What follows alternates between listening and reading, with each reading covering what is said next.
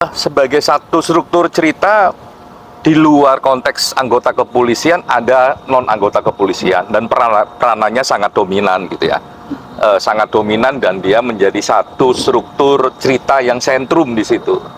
Nah, kalau ditanya lebih dalam lagi karena masuk ya ke WA saya bertanya apakah ini lebih dekat ke pemerasan ataukah ini lebih dekat ke penyuapan.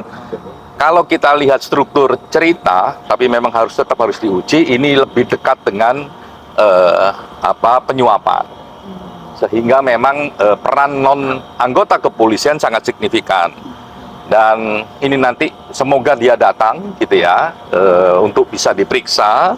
Tapi yang pasti tadi diumumkan kurang lebih akan dipanggil 21 saksi yang akan diperiksa untuk satu tersangka AKBP B. Ya, semoga siapapun yang dipanggil akan datang. Kalau nggak datang, kemungkinan besar juga akan menggunakan apa yang sudah tertulis.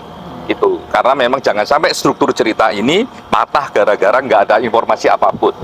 Kalau nggak datang ya tertulis gitu.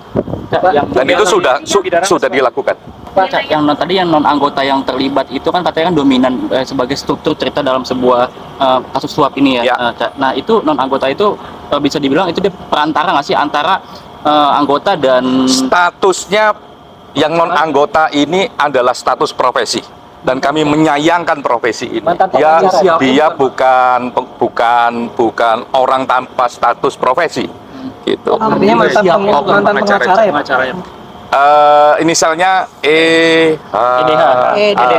mantan pengacara yang saat ini sedang dilaporkan juga di Polda Metro. Teman-teman lebih tahu dari saya. Ada 5 terduga pelanggar, terus ada dua majelis kode etik yang sedang berlangsung.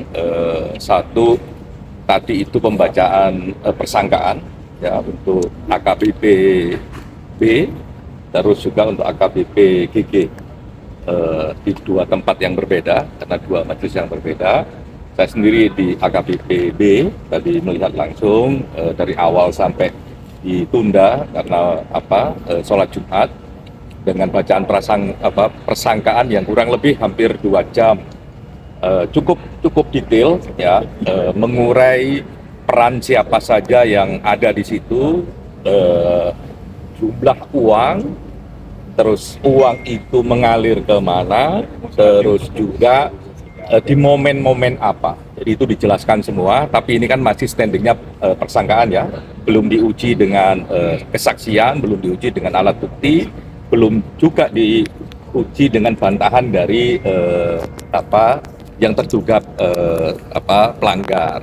Nah, menurut saya di proses awal ini dengan melihat uraian yang cukup detail ya, hampir 2 jam tadi membaca prasangkanya dengan macam-macam cerita, dengan macam-macam angka, dengan macam-macam barang, dengan macam-macam disebut orang. Nah, menurut saya kita bisa berharap banyak atas kerja-kerja Paminal ya yang memeriksa itu, dan kita berharap banyak ini majelis etiknya bisa bekerja secara maksimal, mengurai peristiwanya dan mendudukkan sanksinya secara tepat dan maksimal. Itu yang kami harapkan. Pak, dari persangkaan tadi berapa sih Pak jumlah uang yang mereka terima atau diperas? Angkanya macam-macam. Yang menarik tadi itu ya di level apa angkanya berapa, ke siapa angkanya berapa. Itu kalau dari segi yang ngasih ya, dari segi yang menerima di momen apa, angkanya berapa, diurai satu-satu. Ya, karena ini prasangka itu adalah konstruksi besarnya, jadi peristiwa besarnya, terus di situ ada terduga prasangka yang saya lihat tadi AKBP B misalnya, ya tidak hanya ngomong soal AKBP B, tapi juga ngomong soal angka-angka yang lain.